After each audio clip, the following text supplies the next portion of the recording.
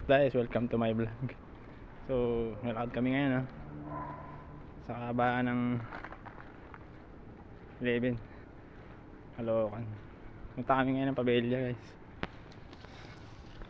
Ayan, alas 3 pa lang ng madaling araw, January 10. Doon kami makakasakay pa sa dulo, Bandaro sa dulo, kasi wala pa masyadong sakyan. Sama ko yung aking asawa sa Pabella. Kailangan maaga dun eh. So kita tayo dun guys. Okay guys, time check tayo. Update lang sa nakababa lang namin ng jeep. Ayan, sana kami ng Pabella 4:04 ng madaling araw. Punta tayo ngayon sa Pabella. Yan dyan, punta tayo dyan sa maliwanag ngayon.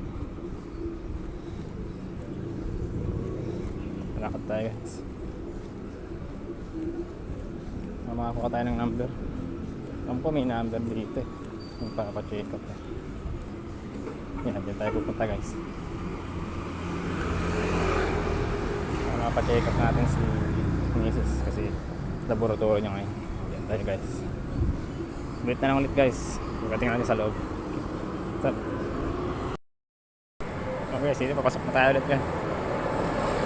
Yan, Pabella Memorial Hospital. Tayo sa gate guys.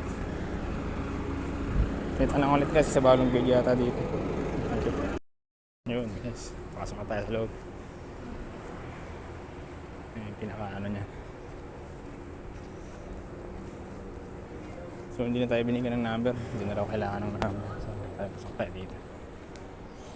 Maraming lusutan dito. Na tayo guys. Ito ilagay dito sa Pabella guys. Yan talaga naghihintay kayo. Yan, yung mga pasyente. Okay, sabi na, balikan na lang kayo ulit. Thank you guys. Okay, sige tayo guys. Napasok na siya sa pasok na si Mrs. na sa laboratory. Okay guys. Yes sir. Okay. Guys. Yun guys, update lang tayo na.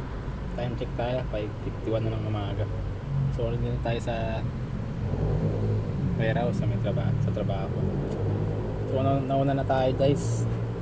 Bali naiiwan na natin doon si Macy sa Pabella. Si patients lang ang pwede pumasok doon.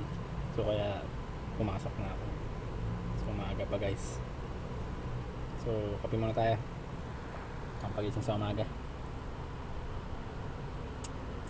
So sana maging maganda yung result ng misis ko sa laboratory niya. Hihi yun saka sa dugo. So yun lang guys.